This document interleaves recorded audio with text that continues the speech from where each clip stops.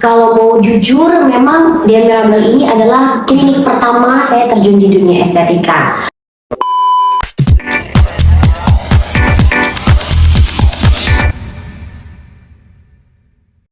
Ini menarik banget nih dok. Dok, mungkin saya mau maju sedikit nih dok. Tadi terkait dengan training tadi nih dok ya, yang tadi dokter udah sharing juga. Kita tahu nih, kemarin kita lihat juga dokter Regina ini ada kesempatan untuk pergi ke Korea nih dok. Iya kan ya. Nah mungkin boleh di-sharing nggak nih dok, pengalaman training dokter di Korea itu apa sih yang bikin takjub atau yang bikin kagetnya tuh apa nih dok ketika di sana? Kalau yang waktu di Korea itu, terus terang saya baru pertama kali ke Korea juga. Oke. Oh jadi benar-benar excited banget ya. Dengan ke Korea. Jadi waktu itu kayak ternyata orangnya ramah-ramah. Satu di sana kan. Kemudian pas training di sana, waktu itu trainingnya kita dalam bentuk factory visit. Jadi kita mau mengunjungi salah satu pabrik distributor yang membuat beberapa produk. Salah satu contoh produk yang mereka buat itu adalah si Exosom. Baik. Gitu. Jadi kita ke sana, kita diarahkan bahwa ternyata pabrik di sana itu ternyata bukan yang harus gede-gede mewah banget, tapi bagaimana kebersihannya, sterilitasnya di sana. Ada standarnya itu yang betul. Iya benar. Jadi nggak harus yang kayak wah gede megah gimana. Kalau mau lihat dari luar tuh kayak bangunan yang kantor-kantor ruko-ruko aja, yang dari luar kayak ya udah bangunan bertingkat biasa aja gitu. Tapi ternyata di dalam mereka menerapkan benar-benar standar K3-nya dengan benar. Gitu. Jadi kesehatan keselamatan kerjanya itu benar-benar standarisasinya oke banget. Sterilitasnya, area mana yang nggak boleh kita masuk, kita cuma boleh ngintipin dari luar. Jadi benar-benar ini nggak bisa kita masuk ke dalam. Bagaimana dari mereka membiarkan untuk produk Exosomnya, kemudian dibikin satu produk yang memang benar-benar unggulan, dilakukan beberapa kali studi percobaan untuk menghasilkan benar-benar produk yang bisa aman untuk digunakan oleh kita sebagai manusia. Gitu. Jadi bukan yang hanya sekedar produknya jadi ya udah gitu, tapi benar-benar dibikin sedemikian rupa. Jurnal-jurnal penelitiannya itu banyak banget yang diposting bahwa produk ini udah aman digunakan untuk kita sebagai manusia gitu. Artinya tadi dokter menjelaskan ke kita bahwa member-member The Mirabel itu nggak perlu khawatir ya dok sebenarnya ya dengan produk-produk yang digunakan di klinik, karena dokter sendiri pun berkesempatan untuk langsung melihat langsung produksi factory tadi yang dokter sharing gitu ya, dan sudah memastikan bahwa memang produk ini dibuat dengan standar yang sangat tinggi ya kan ya, dari itu segi keamanan, dari segi kualitas, sampai benar-benar bisa dipakai oleh semua member The Mirabel. Betul. Jadi mau benar-benar bahwa kita di DEA itu ya istilahnya tuh benar-benar kita pakai produk yang emang dari distributor resmi, emang benar-benar dipilih dengan distributor yang benar-benar kualitasnya terjaga. Jadi bukan cuma sekedar yang segini-segini aja, asal promote aja, asal beli online. Kadang kan udah banyak black market juga kan. Jadi enggak yang begitu, tapi benar-benar kita ngambil benar-benar dari distributor yang alurnya jelas nih. Jadi kalau misalnya gimana tuh bisa kita laporkan. Dan semua terjamin ya, keamanannya dan ininya juga ya. Betul. Baik. Nah, mungkin lanjut nih dok. Artinya waktu training di Korea kemarin, dokter ada sempat melakukan training melakukan tindakan itu ke pasien atau tidak dok?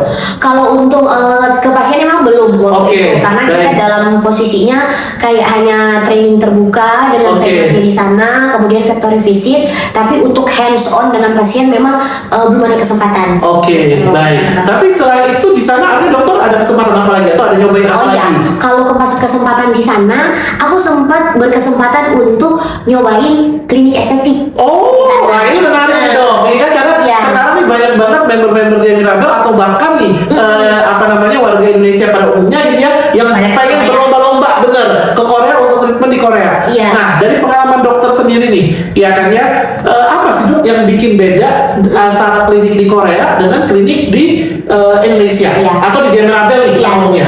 Jadi kita ngomong yang di The Mirabel aja ya. Jadi soalnya kalau mau membandingkan klinik di Dia Mirabel di Indonesia aja kan klinik ABC itu banyak standarnya beda-beda. Jadi yang kayak apple to apple kalau misalnya mau bandingkan yang high standar, medium sama yang low kan juga enggak ini ya. Jadi waktu itu saya juga cari klinik di sana yang standarnya tuh mendekati Dia Mirabel. Jadi biar mau bandinginnya tuh agak sama nih gitu, agak ya nggak jomplang gitu. Agak mirip lah gitu ya. Iya, benar. Waktu itu kan saya cari salah satu klinik yang di daerah Hongdae. Hongdae karena di situ kan daerah yang masih banyak mahasiswa. Jadi mungkin secara harganya masih affordable. Kemudian treatmentnya di sana juga nggak beda jauh dengan yang ada di Indonesia. Sebenarnya kan mau klinik yang mahal, yang high end lah, mau apalah, treatmentnya sebenarnya nggak jauh-jauh berbeda, hampir mirip-mirip aja. Produknya seperti itu kan, baik secara device-nya, produk-produk skin quality nggak jauh-jauh dengan produk-produk yang udah ada di pasaran. Dan yang juga dipakai di Dia Mirabel enggak dong? Bener, tetap ada juga yang dipakai di Dia Mirabel karena rata-rata kan produk di situ kan kita pakai yang produk-produk Korea juga, walaupun memang ada beberapa brand Eropa, tapi rata-rata kita kan kayak base rumahnya ini di Korea nih untuk treatment estetik. Jadi waktu ketika ke salah satu tempat yang di Hongdae itu kliniknya tuh kayak hanya di ruko-ruko aja, ruko tapi rukonya yang ruko bertingkat. Kemudian ya biasa pada umumnya gitu. Jadi di sana karena saya orang Indonesia, jadi mereka menyediakan penerjemah. Ada penerjemah, Jadi ada penerjemahnya. Kemudian kayak biasa registrasi. Kemudian biasanya mereka akan nanya tujuannya, rencana mau treatment apalah gitu, kebutuhannya apa-apa gitu. Biasanya langsung. Kemudian diarahkan ke ada kayak meja-meja konsultasinya itu di depan. Tapi itu tuh yang membuat saya satu yang agak kaget. Ketika konsultasi awal itu kita bukan konsultasi dengan dokter. Gitu. Jadi saya perjelas dulu dok. Artinya ketika waktu dokter konsul di meja konsul itu tidak ketemu dokter. Jadi itu siapa nih dok? Saya nggak tahu ya. Ini sebenarnya. Tapi kalau di situ mereka ngomongnya bahasanya dia itu beauty consultant. Dia beauty consultant. Tapi saya juga nggak tahu di backgroundnya apakah tapi saya nggak tahu dia backgroundnya apa. Apakah ada medis? Apakah gimana? Dia kurang paham ya dok ya. Tapi sebutnya beauty consultant ya. Sebutnya beauty consultant, bukan dokternya. Soalnya yang nyuntikinnya juga bukan dia. Yang pada saat saya treatment yang nyuntikinnya juga bukan orang yang waktu konsultasi. Ini menarik nih ya dok ya. Artinya jadi ketika dokter datang, registrasi dan sebagainya, konsul itu bukan tidak langsung dengan dokter ya, tapi tetap dengan konsultan. Boleh di-share nggak dok? Gimana cerita yang konsul itu? Waktu itu kan pas konsul dia cuma bilang, karena saya rencana waktu itu mau coba botoxnya. Karena katanya kan botox di sana murah. Benar. Apakah aslinya murah? Memang murah sih Pak. Memang murah harga botoxnya. Tapi ingat itu hanya untuk botox Koreanya aja. Kalau misalnya kakak penggemar botox Eropa, ya mohon maaf harganya sama aja. Artinya perlu di-highlight nih dok ya. Memang murah, tapi memang murahnya hanya untuk produk botox Korea. Iya, karena rumahnya di sana kan. Ya kayak kita beli produk dalam negeri aja. Benar. Tapi kalau yang Eropa ya sama-sama mahal karena biaya ekspornya mungkin. Jadi ada ya sebenarnya kalau untuk yang botok-botok dari luar Eropa, US ya sebenarnya sama aja ya. Dengan harga di Indonesia nggak beda jauh gitu. Targetnya juga seperti itu. Tapi yang memang botox Eropanya, botox Koreanya itu memang benar-benar memang murah sih.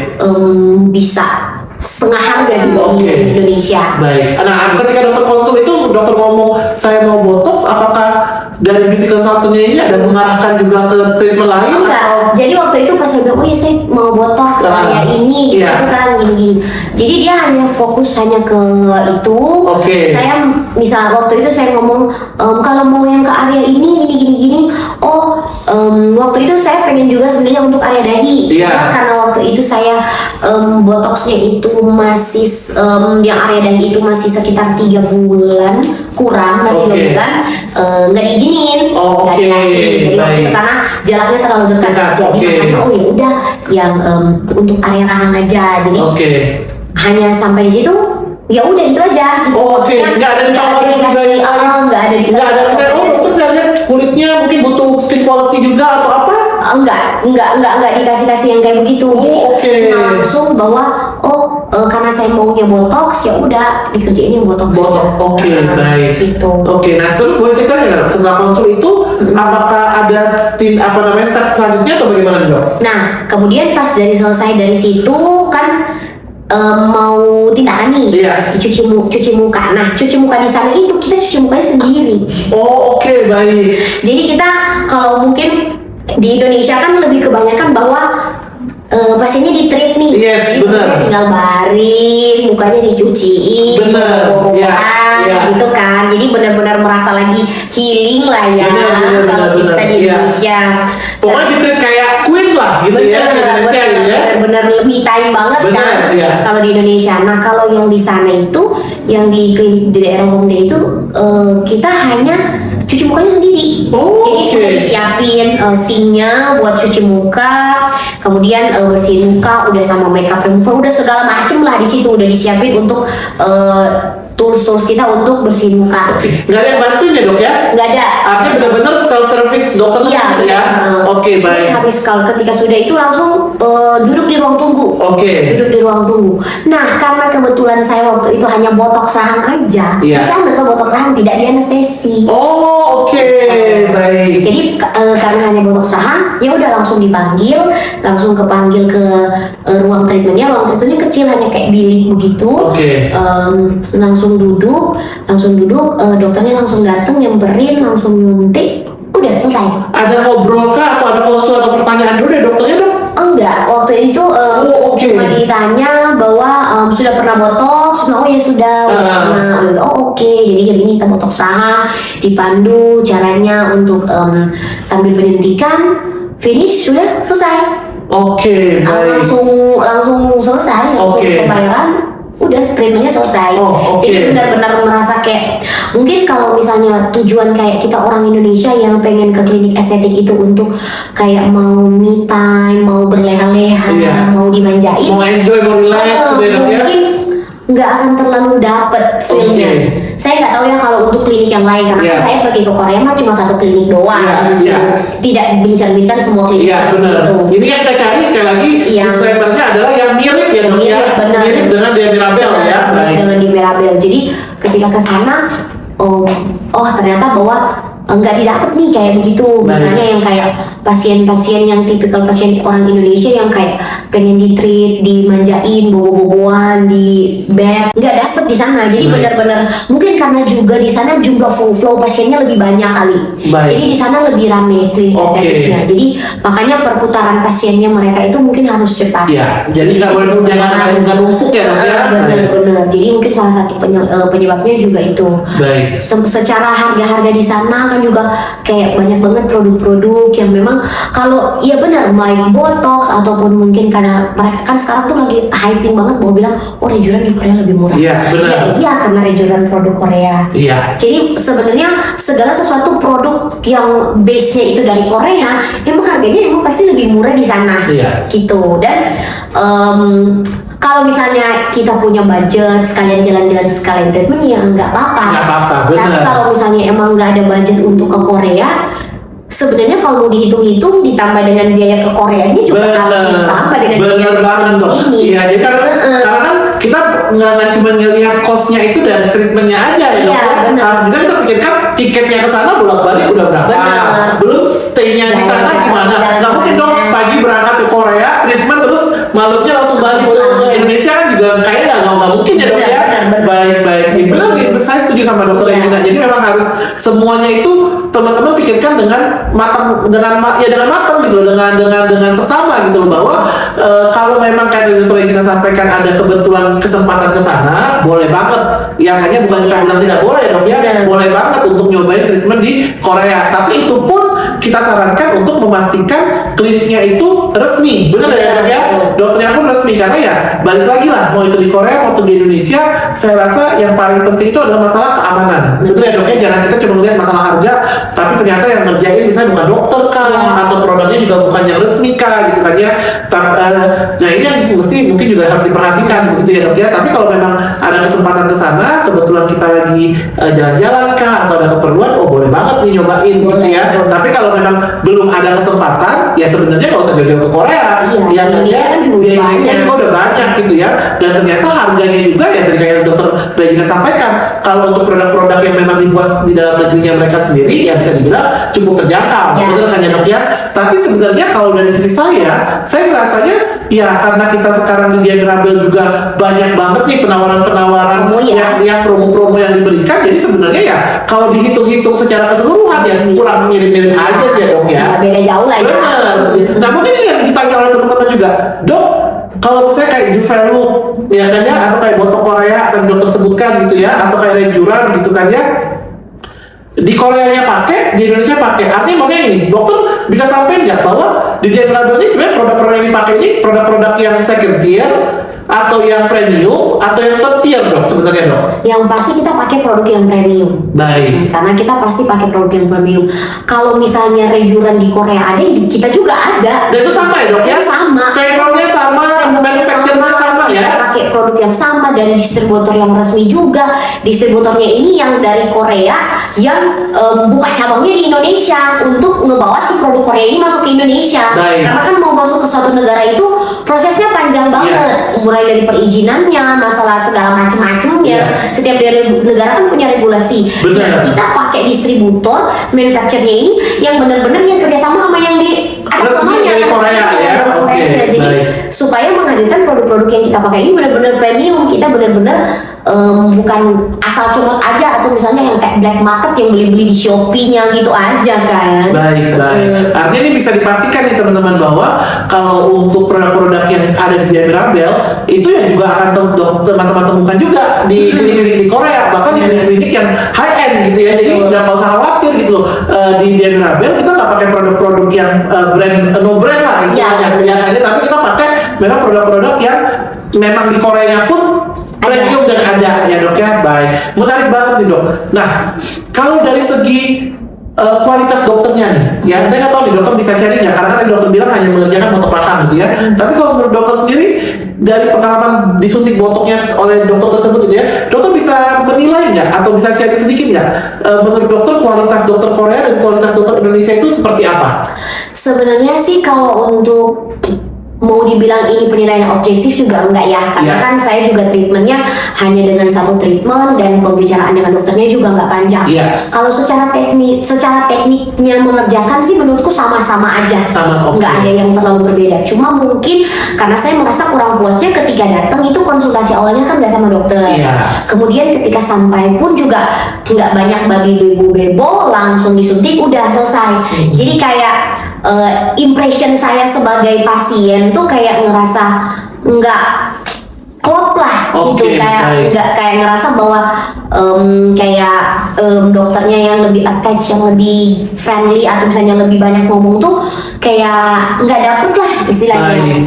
Tapi itu hanya kayak objektif sementara ya, karena treatment yang saya lakukan kan juga bukan yang banyak-banyak banget dan hanya sekali juga.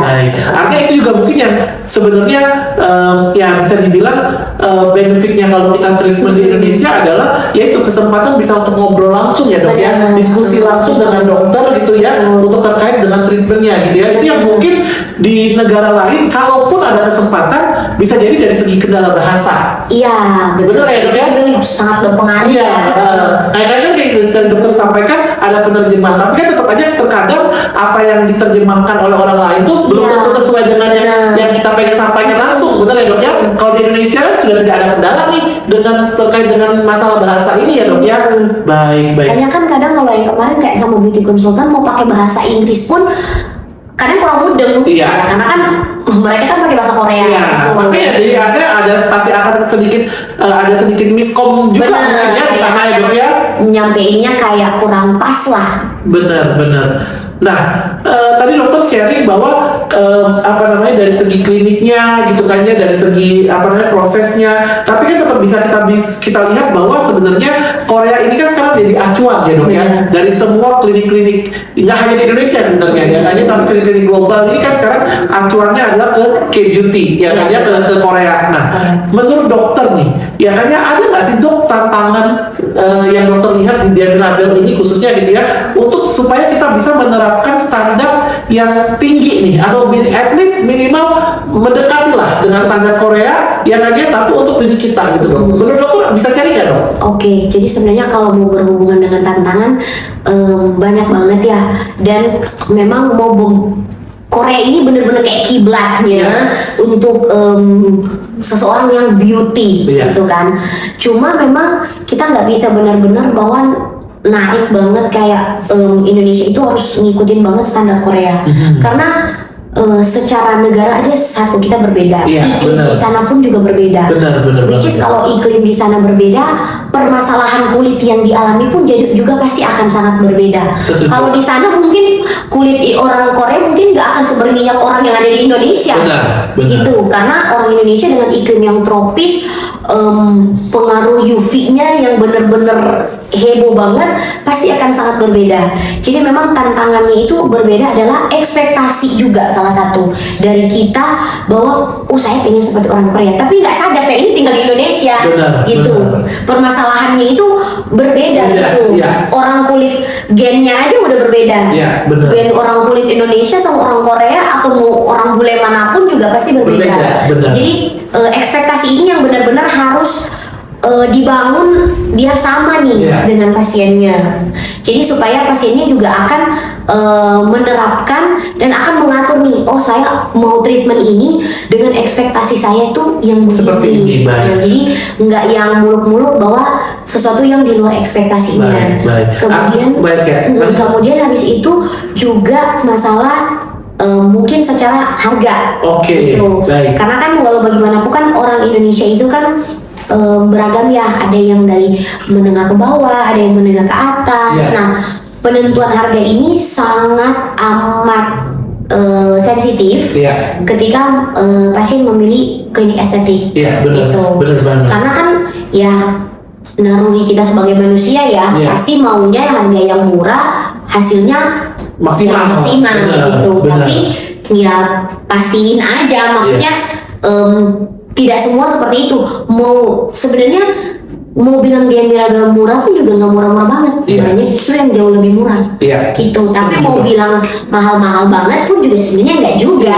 Jadi intinya tuh sesuai porsinya ya, affordable lah, masih terjangkau. Makanya kalau misalnya kita nurunin harga yang terlalu murah, kadang kan standarnya bisa berkurang. Kalau misalnya harganya terlalu tinggi, kadang udah tidak sesuai dengan target pasarnya. Jadi nggak usah takut bahwa kita tuh di DEA tuh kita berusaha biar kamu yang mahasiswa pun, kamu yang kerjanya yang istilahnya tuh bahasanya yang masih kerja gaji UMR pun masih bisa treatment. Jadi treatment di DEA Mirabel tuh cuma bukan buat orang yang duitnya banyak, tapi kamu yang gaji UMR pun bisa treatment. Ada kesempatan karena emang benar-benar sesuai value kita, gitu. Baik. Benar nih dok, karena dokter mengulas, menurut saya poinnya penting banget nih, bahwa memang DEA Mirabel ini kan seperti yang kita tahu juga dari awal hadir untuk memberikan kesempatan ya dok ya. Makanya juga ya betul kayak dokter, kalau dibilang murah banget ya enggak, ada juga yang jauh lebih murah gitu ya. Tapi kalau dibilang mahal juga ya enggak, ya ada yang bisa jauh lebih mahal. Tapi memang ini yang mungkin dari saya sendiri pun pengen teman-teman sahabat DEA Mirabel yang nonton podcast kita ini untuk tahu value dari pricingnya DEA Mirabel.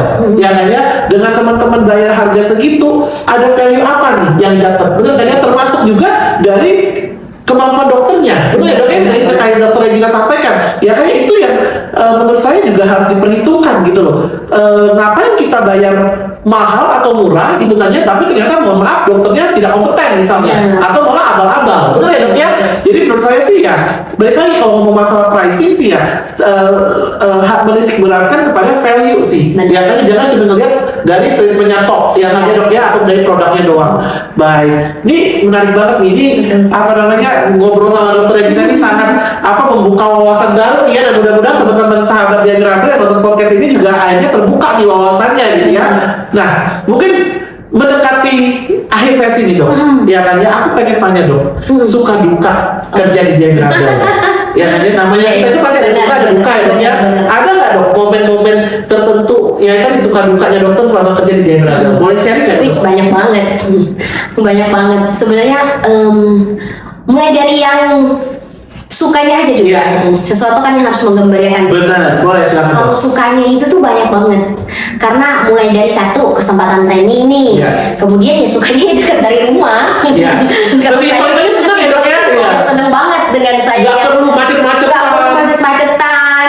Saya yang masih ibu rumah tangga juga. Benar. Jadi sangat terbantu banget dengan mau kerja dekat rumah. Kemudian habis itu juga orang-orangnya asik gitu kan. Jadi dengan temen-temennya di sini sesama staff gitu asik buat ngobrol, suka bercanda-bercanda. Jadi membangun lingkungan kerja yang enak gitu. Kemudian juga dengan pasiennya bisa banyak belajar, maksudnya banyak ternyata treatment-treatment, tindakan-tindakan yang bisa dilakukan. Banyak ketemu tipikal pasien yang mulai dari yang wow sampai wow banget. Bervariasi. Jadi oh ternyata menghadapi customer seperti ini, menghadapi orang seperti ini gitu. Bahwa cara saya sebagai dokter waktu kerja di rumah sakit dan kerja di klinik estetik itu ternyata beda menghadapi pasien yang sakit secara fisiknya dan dalam artian pasien yang di estetik itu kan pasien yang sehat yang membutuhkan treatment untuk meningkatkan kualitas hidupnya gitu. Beda. Jadi beda inilah kayak beda standarnya. Jadi benar-benar harus banyak hal yang baru gitu. Ya dukanya ya kayak biasa, mungkin namanya bekerja pasti ada capeknya. Kemudian juga kadang ya namanya bekerja pasti hal-hal yang masalah-masalah kayak pergesekan di dunia kerja kan hal yang biasa kadang bisa membuat kayak jadi nggak mood atau mungkin jadi nggak enak, tapi tetap harus kembali lagi ke tujuan utama kita mau bekerja apa gitu kan. Jadi cara kita bertanggung jawab ketika kita dikasih kepercayaan untuk bekerja.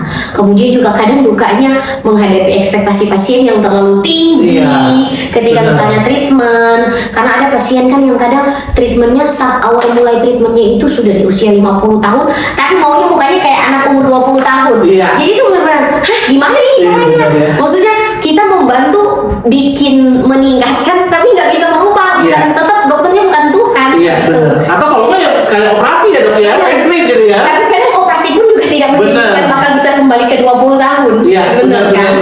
Tetap namanya yang melakukan manusia tetap masih ada batasan. Menjaga ekspektasi ini ya dok ya. Jadi menyamai ekspektasi itu benar-benar sesuatu yang sangat challenging untuk mau bikin bahwa ekspektasi yang tujuan dokternya apa dengan tujuan dari pasiennya maunya apa tuh mau cocokin tuh kadang agak susah. Baik. Jadi makanya tadi balik lagi seperti yang kita bahas, ya komunikasi konsultannya dok ya penting banget ya. Penting banget. Nah mungkin boleh nih dok, kita penasaran nih, ya kan tadi kan dokter bilang nih mencocokkan ekspektasi nih ya. Ada sharing nggak dok atau ada cerita nggak dok pengalaman dokter pribadi gitu ya ketika ini akhirnya nggak ngeklop nih antara maksudnya dokter gimana, maksudnya pasien gimana gitu kan ya. Gimana tuh dok? Boleh sharing nggak gitu dok? Jadi tuh pernah ya salah satu cerita yang saya pernah ketemu pasien gitu. Jadi dia memang yang udah tanya saya spill tadi, saya ketemu pertama kali dan memang dia baru pertama kali itu treatment. Oh ini baru banget. Oke, di klinik lain pun belum tahu dok ya. Karena memang dia datang ke sini, terus saya juga waktu itu lupa nanya dia tahu dari mana. Pokoknya dia datang, dia tuh usianya udah di atas 50 tahun. Belum pernah treatment sama sekali. Baik. Saya tanya ke klinik lain apa belum pernah. Sini. Nah, dia pengen kulitnya narik begini. Yang benar kecil banget gitu ya. Jadi ditarik lah pakai tangannya. Dok, saya mau begini, gitu. Terus saya bilang, wah kak, itu tidak bisa kayak begitu. Maksudnya karena dia pengen mau benang.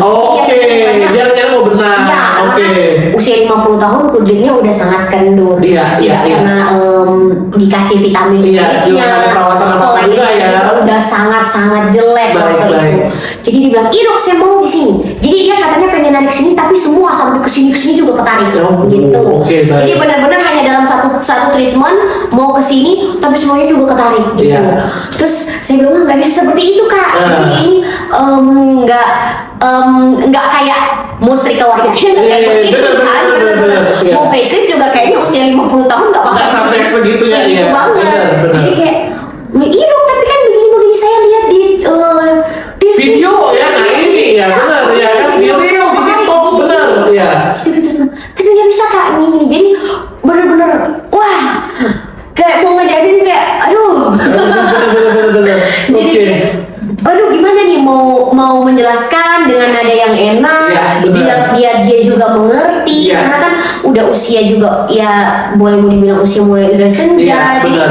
kayak gimana nih biar menurunkan ekspektasinya bahwa tidak hanya bisa saya bantu, Ya. tapi tidak seperti ekspektasinya Yang seperti yang wow seperti tadi tinggi ya. banget. Benar. Karena emang benar-benar kadang mau nyocokin ekspektasi itu dalam masalah contouring Ya, yang paling oke. PR banget. Itu PR banget sih dong ya, benar. Karena kalau mereka udah ada set pemikiran Iya, tadi yang ada benar. bilang ya kan, lihat dari video, Iya. lihat dari TikTok, dari padahal mungkin yang juga sahabat yang juga harus tahu kan foto-foto itu kan kadang tidak real dok ya. iya, kita kan nggak tahu Editan bagaimana ya, ini. ya jadi yang ada tuh saya lihat tuh kan di TikTok dong, muka tua terus tiba-tiba langsung ditarik langsung jadi yang mencet kayak 20 tahun. Ada yang bahasanya headline-nya hanya dalam sekali Yes, gitu kan. benar. Nah, ya bukan gimana ya, cuma kadang clickbait itu kadang juga cukup sangat berpengaruh ya gitu. Berpengaruh ya dok ya, Sehingga apalagi kadang- untuk pasien-pasien yang tadi kayak dokter bilang benar-benar awam, tidak paham Iya. ya, masih baru, langsung ekspektasinya jadi tinggi gitu. Benar. Terus gimana tuh dok? Akhirnya jadi perawatan kah atau gimana tuh dok? tetap jadi perawatan, tapi akhirnya ya dengan usaha Yes. biar ekspektasinya Terjaga gitu itu kan, nah baru Oke, gitu. tapi Terus artinya juga, oke, Ani puas ya bahwa puas ya juga. karena memang ada perubahan Iya. ya dok ya, ada peningkatan dan memang artinya ekspektasinya tadi ya bisa kita apa namanya ya diedukasi gitu ya dok ya. benar. Oke, baik. Memang perlu benar-benar dipastiin dari awal, Benar. edukasinya jalan dengan benar supaya dia udah tahu nih bahwa ekspektasinya harus diturunin segini. Oke, Gitu. baik. Artinya teman-teman kunci dari dokter Regina adalah konsultasi, benar ya dok ya? Betul, Ya ngobrol ya kan, komunikasi ya dok ya. Artinya ini sangat-sangat penting ya dok ya antara dokter dan pasien ya hanya untuk sama-sama men-set ekspektasi yang realistis. Iya. Benar ya dok ya? Karena kalau enggak ya pasien harapnya kayak tadi ya dok ya, pengen muka umur 20 tahun padahal wajah misalnya umur 50-60 gitu Iya. ya. Sedangkan dari dokter kita tahu bahwa tidak mungkin ya kan, tidak ada satupun mau facelift sekalipun juga tidak akan balik seperti yang 20 tahun ya kan ya dok ya.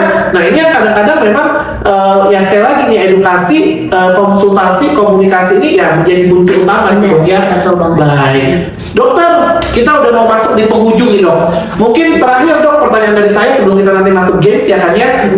Boleh nggak dok kasih saran ataupun kasih petuah nih untuk teman-teman sahabat Dia Mirabel yang nonton gitu kan ya, yang pengen istilahnya ketemu sama dokter Regina atau yang pengen istilahnya treatment sama dokter Regina gitu ya, apa nih yang istilahnya mereka harus perhatikan atau misalnya ada pesan apa nih dok untuk member-member Dia Mirabel pada umumnya dok? Sebenarnya bukan untuk nanti mau ketemu saya aja Iya. ya, maksudnya mau ketemu siapapun dokter yang di Dia Mirabel. Mungkin pesan saya satu, bahwa kita di sini percayalah bahwa kita selalu menggunakan produk-produk yang berkualitas, dokternya well educated dengan segala training yang sudah kita lakukan, jadi memiliki porsi dan kemampuan yang sama, jadi tidak perlu khawatir.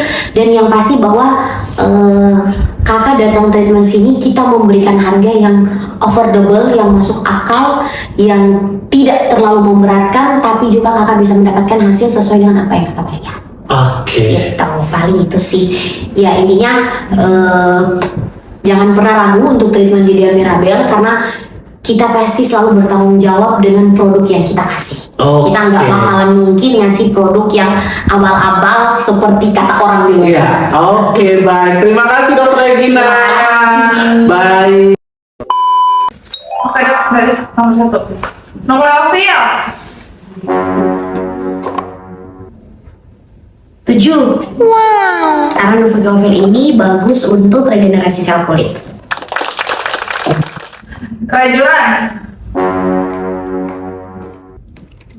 6. Bagus sih, tapi sesuai dengan kebutuhan kulit kalian, jadi tidak semua pasien cocok untuk kejuran.